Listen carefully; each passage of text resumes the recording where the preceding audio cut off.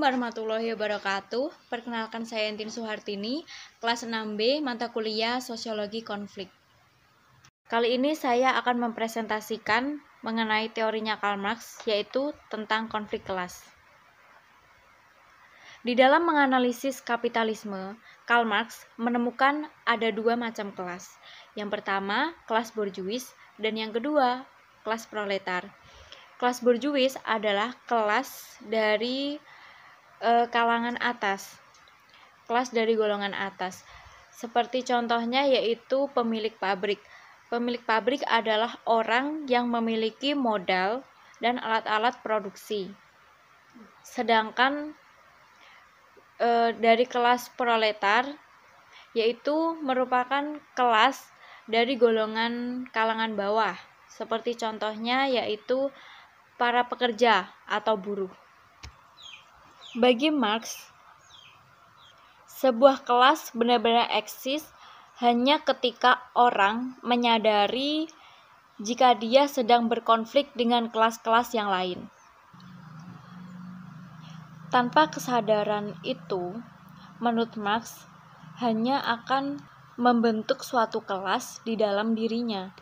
Ketika mereka menyadari suatu konflik, maka mereka adalah suatu kelas yang sebenarnya, suatu kelas untuk dirinya.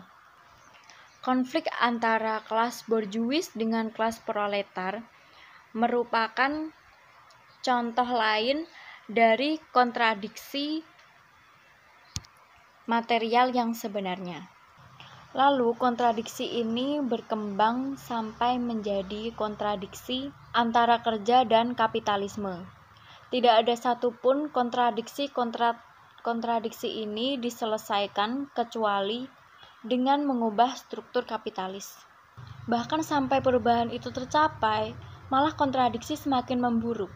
Masyarakat akan semakin berisi antara dua kelas besar yang berlawanan. Kompetisi dengan toko-toko besar dan rantai monopoli akan mematikan bisnis-bisnis kecil dan independen. Mekanisasi akan menggantikan buruh yang cekatan. Bahkan, beberapa kapitalis akan ditekan dengan cara-cara yang ampuh untuk memonopoli, misalnya dengan melakukan merger.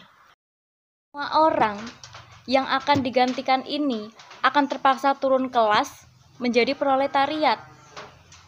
Marx menyebut pembengkakan yang tidak terelakkan ini di dalam jumlah proletariat dinamakan proletarianisasi. Jadi, semakin para kapitalis itu menggantikan para pekerja dengan mesin, otomatis banyak para pekerja yang dikeluarkan dari pekerjaan dan akhirnya terjatuh dari proletariat menuju tentara cadangan industri, dan inilah yang kita sebut sebagai revolusi. Lalu kemudian si kapitalisme yang sudah melakukan eksploitasi, yaitu dengan memecat para pekerja karena kekuasaan dan kewenangannya, dan kemudian digantikan oleh mesin, ya karena si